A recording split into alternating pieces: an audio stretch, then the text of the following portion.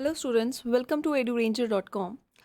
In this video I will discuss about the measures of variation, that is standard deviation and coefficient of variation. So let's start. First of all, let me tell you that in the previous lecture we have studied the measures of central tendency that represents data with a single value, that is mean, median and mode. Now these measures these are not enough for the representation of data sets and that cannot describe the data adequately. For example, if we have two different data sets A and B, and this is how we can plot their distribution. Now you can see that this and this, they have mean of A,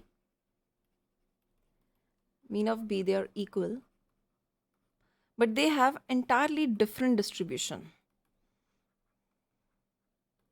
So you can say that if we have two different sets with same mean values, that it does not mean that they will have same measures of variation, that is spread, or you can say distribution. So let's start with the standard deviation. Standard deviation, it is introduced by Carl Pearson 1893 and it measures the extent of dispersion or spread in the sample data. That is, it helps us to represent the actual distribution of data, that is the extent with which the observation vary from each other using some average value.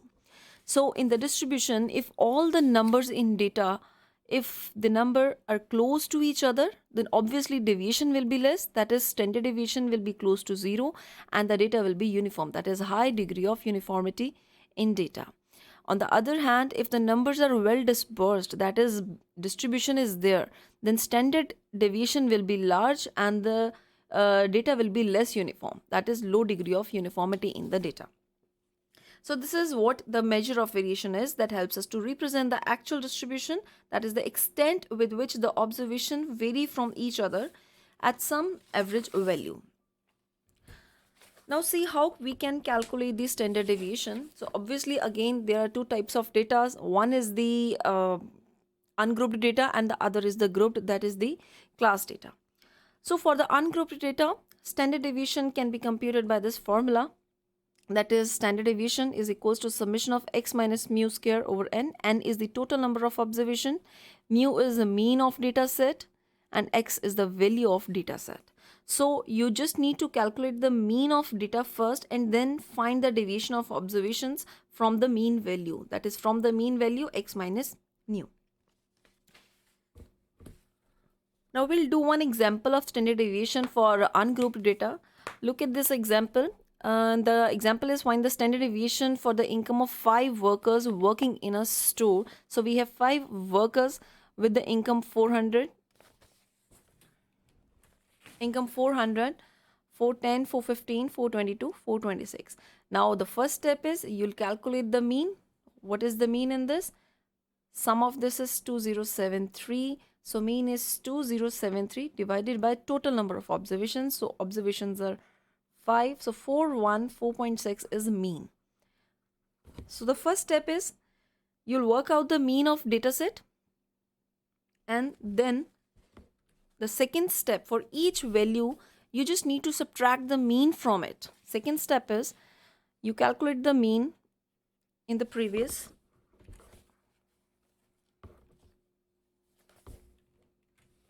you calculated mean was 414.6. So you just need to subtract 414.6 from the income, actual income. So 400 minus 414.6 is minus 14.6. Again, you'll subtract this value and you'll get x minus mu over here. So the next step is you'll scale the x minus mu, that is deviation. You'll scale the deviation and you'll get these values after scaling it. Now here you can see we have scaled the value. When we scale it, that means in measure of variation we always look forward for the extent of variation but not the direction. We'll look forward for the extent of variation, not the direction of variation. Okay, so next is you just need to apply this formula. So we have calculated x minus mu square. You'll sum it here, and this is 419.2 divided by the total number of observations, that is 5, and you'll get this answer 9.16. So this is the standard deviation for the data set. And always remember, if you are given a sample data, then you will calculate the standard deviation with this formula. You just need to replace n with n minus 1. That's it. So this is how we can calculate standard deviation for the ungrouped data. Now let's move to standard deviation for grouped data. In case of grouped data, the method for calculating standard deviation is a bit different. So here the formula varies here.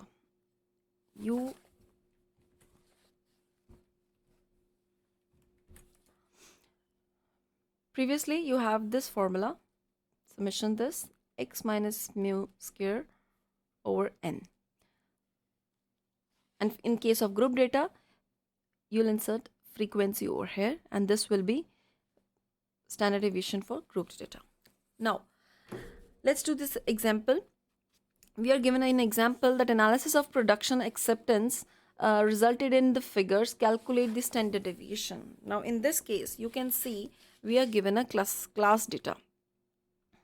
Class data that is 21 to 25, 25 to 30, 30 to 35. We are given this data. In this first step to calculate the standard deviation is you just need to work out the midpoint of the classes and consider it as x. So midpoint of these classes, that is, here it's 23,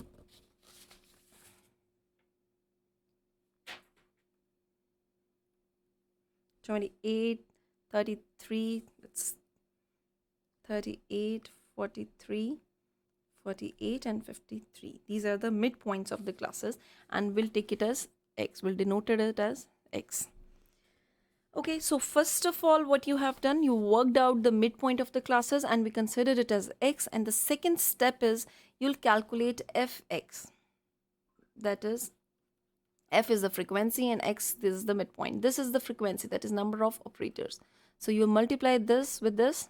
So we'll have fx, and after that you'll get the summation of fx, and then we will calculate the mean, that is mu is equal to summation fx over total number of observations. So total number of observations will be sum of this.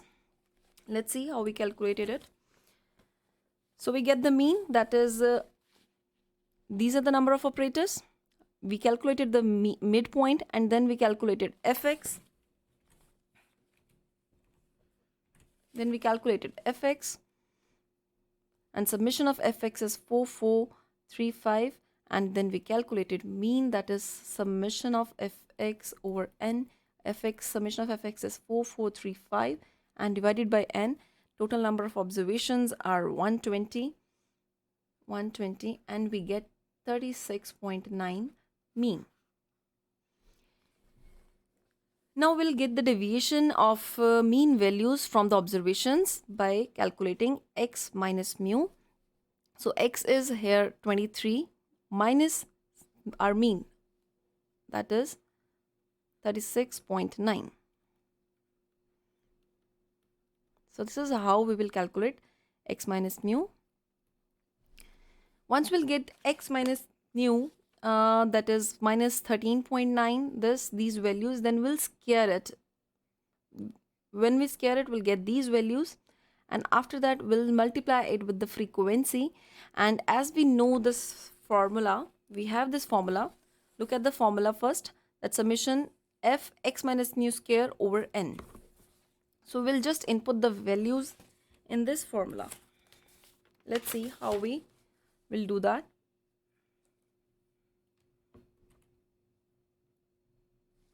We had the formula summation f x minus mu square over n. So here we have calculated f x minus mu square here, and summation of these values is 5445.2. So this is 5445.2 divided by n. N is 120. So here we get Here is the square root. And we get 5445.2 divided by 120. And from here we'll calculate this 45.37 and we have 6.73 as a standard deviation. So this is how we have calculated. So this is the standard deviation, 6.73. So this is how we calculate the standard deviation for grouped data. Now, what is variance? Variance is just the square of standard deviation. That is, we have done it here, sigma. Sigma square is variance. So in that case, we can see that in this case, like here, sigma is equals to 73 and sigma square will be 45.37. So this is the variance. So this was the variance. Now we'll do the coefficient of variation. What is coefficient of variation? It is basically a relative measure. So if you want to compare two or more than two data series, then coefficient of variation can be used as a relative measure.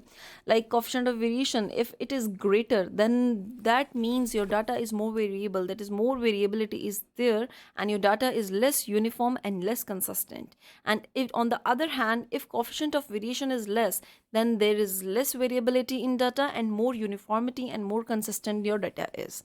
So this is how you can calculate your coefficient of variation. So this standard deviation divided by mean value into 100. So this is how you can calculate coefficient of variation. So these were the measures of variations. To know more, visit our blog www.eduranger.com and you can mail me at jazzy31@gmail.com. Thank you.